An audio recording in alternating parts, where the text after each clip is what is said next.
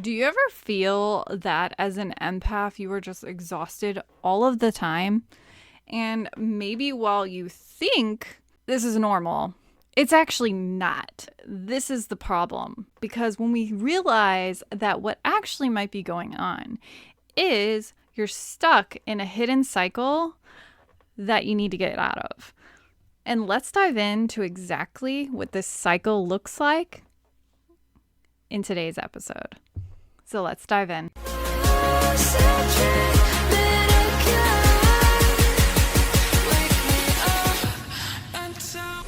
Hey guys, it is Ashley from theawakenstate.net, and I'm really eager to talk to you about this specific cycle that I see continuously with highly sensitive people, empaths, spiritually awakening folk, and so forth. And if you haven't been noticing, we've been diving into a lot of talk around empaths. And I just want to clear the air here on why that is the main thing that has been coming up over the last year is the more that I've been researching spiritual awakening, I find that it is incredibly common for people who are going through a spiritual awakening that they don't even realize that they're going through a spiritual awakening because they're an empath. They're a highly sensitive person. They're an intuitive. They're a psychic. And what they don't realize is that they're actually spiritually awakening. So I thought it would be smarter to start to hone in on exactly what is happening behind the scenes of realizing that empaths, intuitives, psychics, highly sensitive people are experiencing the very same symptoms and emotional capacity that often is occurring in a spiritual awakening. And one of the things that I see come up a ton, and we're not going to go into the narcissism and the empaths attract narcissists territory. We're not going to go into that because I know it's a really, really common thread to pull on, is recognizing the empath burnout cycle. This is something that often occurs. So if you find that you are struggling, if you are overwhelmed, if you are constantly in a push and pull with yourself, it almost feels like you are going against your own alignment.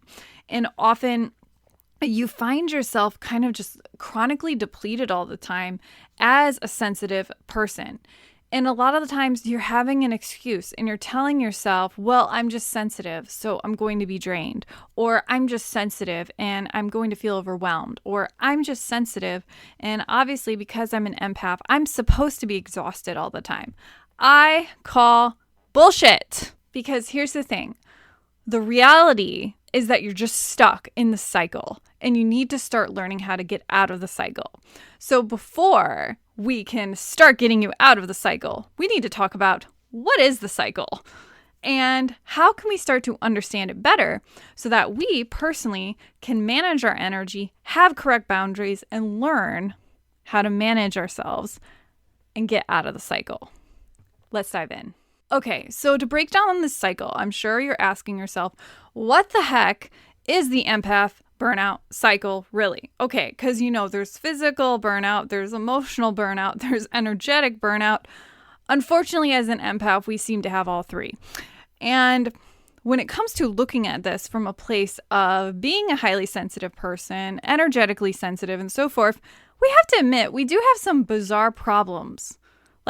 We do have really bizarre problems. Don't you agree? I was just musing to myself about this the other day. We have very bizarre problems compared to the average person. And so when it comes to looking at the empath burnout cycle, there are 4 key stages that we have to take note of. The first one is absorption. This is where you are personally absorbing and attracting everybody's energy and emotions into your body. And a lot of this is you're just over absorbing everybody's frequencies around you. This is the first stage. So the first stage is, as an empath, you are in the absorption phase where you're absorbing emotions, thoughts, feelings, sensations, all the above, and it's going into your nervous system and you feel a little bit overloaded. And a lot of the times this is when we move into the next stage, which is all about overgiving.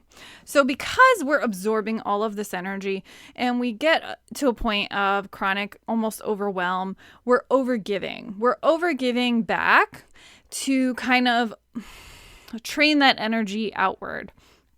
And so what happens is we get stuck in this overgiving loop. And so instead we start pushing all this energy out. And what occurs is we start overgiving all this energy as kind of a people pleaser or just a person who's extra nice. And we start giving all this energy away. And so in stage 2, we are the overgiver. And because of this, we start giving all this energy out. So because of this, you start putting yourself last. You are physically and mentally at a capacity where you are starting to feel emotionally overloaded on your nervous system, and this often starts to produce sometimes dysregulation, overwhelm, and you start falling into the third stage, which is the energetic crash. And then you start producing self-neglect. Basically, you're overgiving to a sense of burnout. You start mentally and emotionally getting all over the place. So you feel very dysregulated, or you feel frantic and kind of anxious, or you feel like you're disconnected from yourself. And so in the third stage, where we often are feeling this energetic crash, we experience exhaustion, lack of motivation, low productivity, feeling energetically and emotionally drained. And at the worst, we might be having trouble focusing, or we might even start to shut down. And now in this particular stage, there is usually a sense of where we start to feel more irritable. We might feel a little bit emotionally on edge, and we're either going to go into fight or flight. And so we might either go into fight, where we turn on our emotions and we get kind of really revved up, or we're going to go into flight and start to flee and start to go into more of an energy of being in la la land. And so we can start to hone in back on our energy. Neither one is good or bad.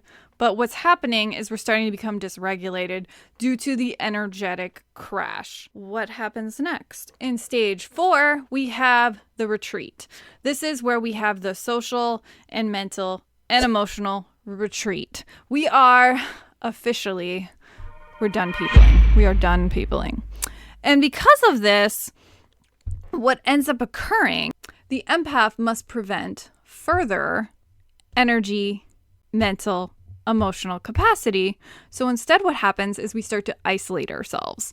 And when we start to isolate ourselves, we're like, we are done with people. So we cannot have any more people leeching onto our energy. No more emotional vomiting. No more strategic, whatever people trying to show me a million things. No, I'm so overly stimulated that I cannot handle any more of your guys' bullshit.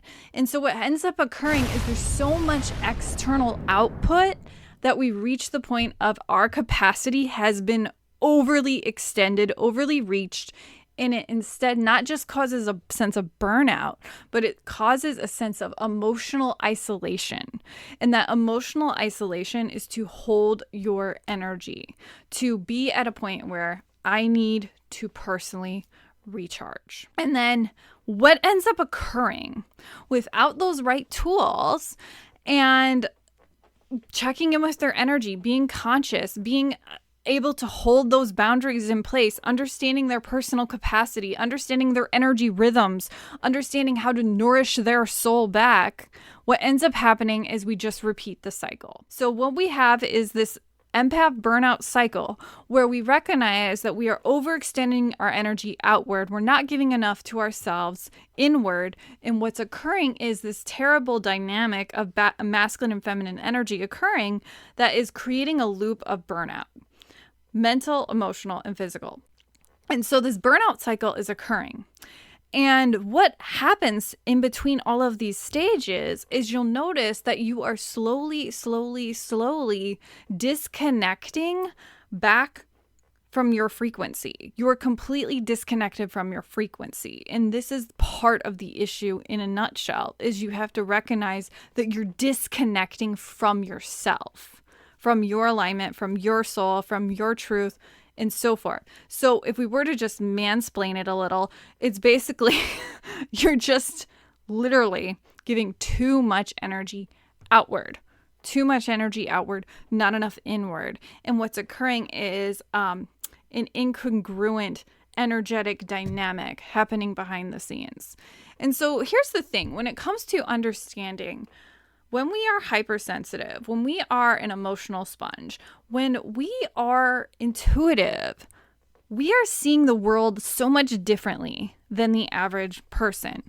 And we have to recognize that, because if you don't recognize that you're a special snowflake, you won't understand this when I just say it to you straight, is you have to have boundaries. You have to recognize that you can feel or sense energy. You can feel frequency. You're going to feel naturally more drained because you don't understand that you need to have those boundaries in place. It's very crucial to understand that if you are feeling more triggered, more emotionally sensitive, more overwhelmed, more at mental capacity, and so forth, all of these sensations are coming up because you have poor and shitty boundaries. And that's just the truth. And the reason why that's occurring is because you need to understand how to manage your energy better. And when we don't manage our energy and we don't have that energetic check-in with ourselves and we don't consciously give back to ourselves and have those energetic and physical boundaries in place, that's when the cycle starts. And that's when the burnout occurs. And so when you are not personally in control of understanding this and looking at the boundaries and looking at how you are checking in with your own personal energy and learning how to nourish your soul, all of these things are happening behind the scenes because the masculine and feminine energy is out of balance. You don't know your energy rhythms. You're off track and so forth. And at this point, one of the hugest things that we're also not talking about is because of this, what's happening is not only are you not understanding how your intuition works, you don't know how your energy is working. And at the same time, tough love advice here, we aren't focusing in on our personal frequency, and instead we are giving too much everything to external influence, and because of that we are not listening to our intuition. And our intuition will say, hey, put a boundary here. Hey, you need to stop that. Hey, it's time to slow down. Hey, you need to do this. What's occurring behind the scenes is a lot of times when we don't listen to our intuition, that's what starts the burnout cycle at the end of the day. And so the number one tip I have for you is to start looking at your boundaries. Start learning how to manage your energy better. And start learning, most of all, how to understand your empath type so that you know what is your strongest ability and what is your weakness. So for example, someone who is an emotional empath versus someone who is a mental empath has a entirely different way of understanding their boundaries. And this is true because someone who is a mental empath probably needs more so focused on mindset and mental clutter and learning how to manage that better. Whereas someone who's an emotional empath needs emotional regulation tools. These are two different conversations. And so here's the thing, when we don't personally understand that as a concept, that's where the boundaries get lost. That's how we disconnect from ourselves even worse. Because what's happening behind the scenes is we don't understand our energy at the end of the day. And so looking at how can I understand my energy better is one of the best things you can do to start to get rid of the overwhelm, the exhaustion, the over depletion of energy, feeling drained, and so forth. It's understanding boundaries, but it's also understanding your energy 9 times out of 10. And so if you are invested in learning more about this, I highly recommend that you spend some time in the Empath Type Quiz because it shows so much information on how to understand your personal energy better by diagnosing what is your strongest intuitive gift. And another thing I have for you, if you do need help with boundaries, I have a boundary activation kit that is all about teaching you the different ways that you can manage your energy and understand energetic and physical boundaries with meditation and basically lessons to help you personally know your energy better. And because of that, it helps you personally know your boundaries. So that way, when you start to feel the empath cycle start to activate and turn on, you can stop it in its tracks because you have the boundaries, the energetic capacity, and the right energy tools to manage it better. So if you are interested in the boundary activation kit, I'll leave that link down below for you. And most of all, because I know this is a little bit more of a heavier topic, I want to leave it with a few tips on what you can do immediately. The number one thing I want you to do immediately is start to bring in more awareness. Where are you at in the cycle? When do you notice it slips into, oh my gosh, I need to retreat? Start to look at what is causing the trigger. What is causing you to start getting into the cycle? And then finally, one thing I would like you to also consider is, how can I give back to myself? What does my soul need? Because at the end of the day, a lot of times when we're stuck in this cycle, we're not giving back to ourselves what we personally need. So the number one tool I want you to think about is, what can I give back to myself? What do I need right now? All those questions are great for you. So if you have any particular questions when it comes to the empath burnout cycle, figuring out where you stand in the cycle, sharing your thoughts, your situations, I would love to hear them. Drop those down below. And most of all, if you are interested in the quiz, I'll leave that link below for you, all in the description. And this is the Awaken and Manifest Your Best Life podcast. So if you are interested in more tips, please like this video, subscribe, and I'll see you next time.